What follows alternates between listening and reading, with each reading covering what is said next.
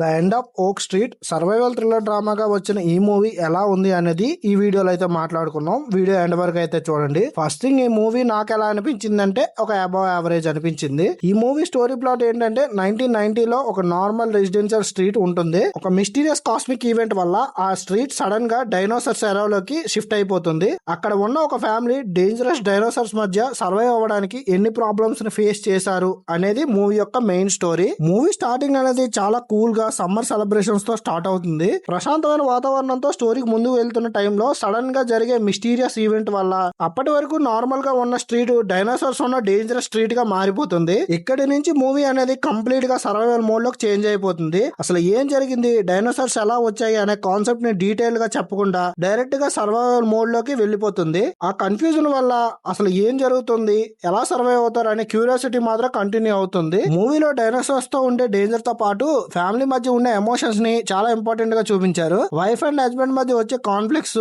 ఇంకో పక్క dinosaurs danger, ఇలా రెండింటిని బాగా బ్యాలెన్స్ చేశారు. ఇంకా మూవీ ఎండింగ్ వచ్చేసరికి కొన్ని క్వశ్చన్స్ కి క్లారిటీ ఇవ్వలేదు.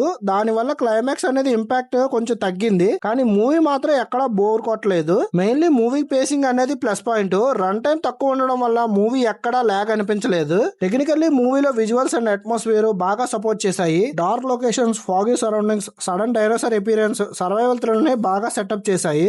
బీజిఎం కూడా సీన్ బట్టి బాగా యాడ్ అవుతుంది. ఇంకా ఓవరాల్ గా ఈ మూవీ ఎలా ఉంది అంటే ఒక యావరేజ్ ఫీల్ అయితే ఇచ్చింది. ఈ మూవీకి నా రేటింగ్ వచ్చేసి 2.75 అవుట్ ఆఫ్ 5. మీకు ఈ రివ్యూ నచ్చితే లైక్ చేయండి. మరిన్ని ఎలాంటి రివ్యూస్ కోసం మన ఛానల్ ని సబ్స్క్రైబ్ చేసుకోండి.